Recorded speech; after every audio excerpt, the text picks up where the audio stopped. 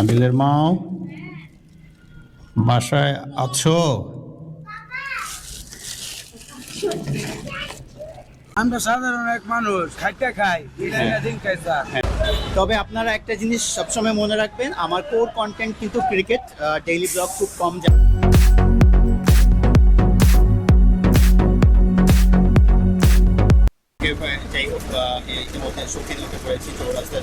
আপনারা কিন্তু অবশ্যই কমেন্টে জানাবেন যে আমি আসলে কতটা স্বতঃস্ফূর্তভাবে কথা বলছি পাবলিক প্লেসে। আমি যেটা অর্জন করতে চাচ্ছি সেটা কি আমি অর্জন করতে পারতেছি কিনা, পাবলিক প্লেসে যে সাহসটা দরকার সেটা তৈরি করতে পারছি কিনা। Welcome back to another new blog. আগামী 2-3 দিন একাডেমি বন্ধ, ময়মনসিংহ প্রিমিয়ার ডিভিশন ক্রিকেট লিগেও কোনো ম্যাচ নাই। তাই এই 2-3 দিন বসে থেকে আর কি করব, তাই ভাবছি যে গাজীপুরে গিয়ে ভাইয়ের বাসা থেকে ঘুরে আসি, সেই সাথে ব্লগ করে আপনাদেরকেও দেখাই যে আসলে আমি কিভাবে যাচ্ছি, এই 2-3 দিন অবসর সময় কিভাবে কাটাচ্ছি। আর আপনারা যদিও আমার অডিয়েন্স, আপনাদের উদ্দেশ্যে একটা কথা বলি, যদিও আমি একজন ক্রিকেটার, আমার কোর কন্টেন্ট হচ্ছে ক্রিকেটের বাইরেও কিন্তু আমার ডেইলি ব্লগ রয়েছে। ডেইলি ব্লগগুলো মূলত আমি সাহসকে বাড়ানোর জন্য, সাহসের পরীক্ষা করার জন্য করে থাকি। বিশেষ করে আমি কিন্তু মাঠে কথা বলতে পারি, কিন্তু পাবলিক প্লেসে কিন্তু কথা বলাটা এখনো আমার জন্য অনেক চ্যালেঞ্জ। তো এই ডেইলি ব্লগগুলো কিন্তু আমাকে অনেক সাহস দেয়, বিশেষ করে পাবলিক প্লেসে কথা বলার জন্য। এখন বাসে চলছে প্রায় 7টা, আর আমি ইতিমধ্যে ফ্রেশ হয়ে নিয়েছি, সেই সাথে ব্যাগও গুছানো হয়ে গিয়েছে। জাস্ট এখন ড্রেস আপ করে বেরিয়ে পড়বো গাজীপুরের উদ্দেশ্যে।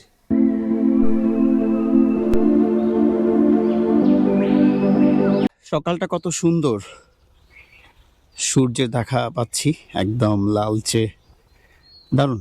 ফাইনালি আমি গাজীপুরের উদ্দেশ্যে বের হয়ে পড়েছি। চলে এসেছি ঢাকা বাইপাসে। এই ঢাকা বাইপাস থেকে কিন্তু আমি চলে যাব গাজীপুরের চৌরাস্তাতে। আমরা সাধারণ এক মানুষ খাইতে খাই দিন খাই স্যার। ঠিক আছে, আঙ্গুর অনেক পরিস্থিতি খারাপ। আপনি কি করেন? আমি গাড়ির শ্রমিক। কোন গাড়ি? বড় গাড়ির শ্রমিক। ঠিক আছে, ঠিক আছে, ঠিক আছে। পাবলিক প্লেসের যে সিচুয়েশনগুলো, সেই সিচুয়েশনগুলো কিন্তু আসলে খুব এনজয়েবল। ইভেন যে সাহসটা দরকার পাবলিক প্লেসে কথা বলার মতো, বা যে এনভায়রনমেন্টটা থাকে, সেটা কিন্তু আসলে অনেকটা চ্যালেঞ্জিং থাকে। এই চ্যালেঞ্জিংটাকে ওভারকাম করার জন্যই কিন্তু মূলত আমার এই ডেইলি ব্লগগুলো করা। ইভেন আমি যদি এখন একটা ব্যস্ততম জায়গায় রয়েছি, বিভিন্ন ধরনের মানুষ রয়েছে, সেই বিভিন্ন ধরনের মানুষের মাঝখান থেকে ক্যামেরা উঠিয়ে কথা বলা, এটা কিন্তু আরও একটা বড় চ্যালেঞ্জিং। যদিও আমি ক্রিকেট নিয়ে অনবরত কথা বলছি, এটা আমার একটা জবের মতো, এবং ক্রিকেটটা আমি খেলি, যার কারণে এটা আমার কাছে খুব সহজ। কিন্তু চ্যালেঞ্জ হচ্ছে যে পাবলিক প্লেসে কথা বলাটা। আসলে ক্রিকেট মাঠে কথা বলতে পারি, কিন্তু পাবলিক প্লেসে কথা বলা কিন্তু অনেক চ্যালেঞ্জ। সেই চ্যালেঞ্জটাই কিন্তু আমি গ্রহণ করেছি। ক্রিকেট মাঠে যেভাবে আমি কথা বলি বা যেভাবে আমি প্রশ্ন করতে পারি, যতটা স্বতঃস্ফূর্ত থাকতে পারি, ঠিক তেমনই পাবলিক প্লেসে আমি এই স্বতঃস্ফূর্ত থাকতে চাই এবং কথা বলতে চাই। সেই সাথে ডেইলি ব্লগ তৈরি করতে চাই। ডেইলি ব্লগগুলো আমি আপনাদের সাথে শেয়ার করব, যতটুকু সাহস অর্জন করা যায় এই পাবলিক প্লেস থেকে চেষ্টা করছি। আমি কিন্তু এখন আছি চৌরাস্তাতে। চৌরাস্তা কিন্তু অনেক ব্যস্ততম একটা জায়গা, তারপরে আমি কিন্তু পাবলিকের সামনে কিন্তু ক্যামেরা উঠিয়ে নিয়েছি, কথা বলছি। তবে আপনারা একটা জিনিস সবসময় মনে রাখবেন, আমার কোর কন্টেন্ট কিন্তু ক্রিকেট। ডেইলি ব্লগ খুব কম যাবে, হয়তোবা একটা দুটা। অনেক ব্যস্ত একটা জায়গা চৌরাস্তা, মার্কেল।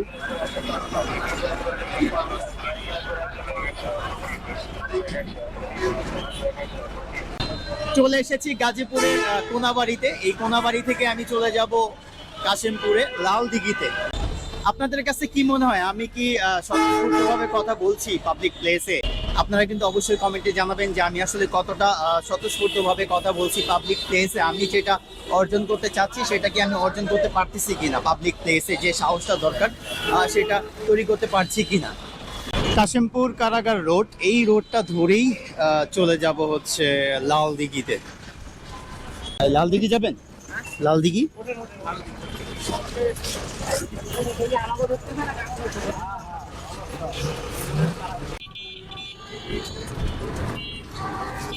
এখন আপনাদের সাথে গল্প করি যে আসলে আমি এই লাল থেকে আসতে কতগুলো গাড়ির সাহায্য নিয়েছি, কতগুলো গাড়ি করে আসছি। গুলজি থেকে অটো করে আসছি রহমতপুর থেকে সিএনজি করে আসছি ঢাকা বাইপাস থেকে বাসে করে শৌখিন বাসে করে চলে এসেছি চৌরাস্তা থেকে আবার হচ্ছে সিএনজি করে হচ্ছে আপনার সোনাবাড়ি থেকে একটা মিশুক করে চলে যাচ্ছি লাল দিঘিতে। এখন বলেন কতগুলো গাড়ির সাহায্যে আমি লাল দিঘিতে এসে পৌঁছাচ্ছি।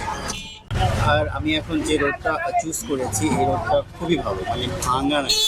আরেকটা রোড আছে এটা হচ্ছে ভাঙার রাজা, মানে এত পরিমাণে ভাঙা, মাঝে মধ্যে অটো ঢেলে ঢুলে মনে আছে যে প্যাসেঞ্জার পড়ে যায়। কিন্তু এই রোডটা ভালো, কিন্তু এই রোডেরও একটা দোষ রয়েছে, সেটা হচ্ছে এই রোডে কিছু মোচড় রয়েছে। এই মোচড়ে যখন বড় বড় গাড়িগুলো আসে প্রচুর পরিমাণে জ্যাম লেগে যায়, মনে হতে পারে আমি নিজে ফেস করেছি একটা জ্যাম 45 মিনিটস লেগেছিল। মানে পিছনে যাওয়ার রাস্তা নেই, সামনে যাওয়ার রাস্তা নেই, এরকম একটা অবস্থায় পড়তে হয়। এলাকার ভিতর দিয়ে রাস্তা তো আসলে কিছু করার নেই। তবে এই রোডটা ঠিক আছে, যাতায়াত কষ্টটা কম হয়।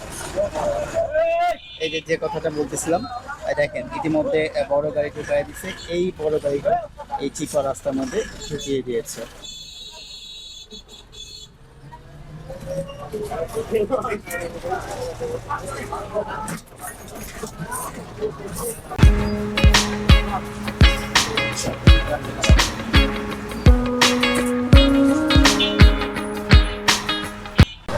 ফাইনালি চলে এসেছি লাল দিঘিতে।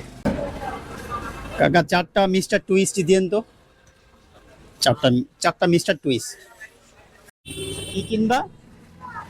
চকলেট। যদিও লাল দিঘিতে আসছি, লাল দিঘি যদি আপনাদেরকে না দেখাই তাহলে হয় নাকি। এখন আপনাদেরকে দেখাবো লাল দিঘি।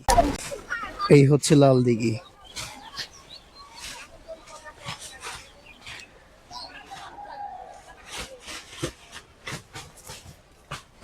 ওইখানে কি হচ্ছে? ওই যে মানুষরা যে বসে আছে, তুমি জানো না? ফাইনালি চলে আসছি বাসায়। আদিলের মা বাসায় আছো?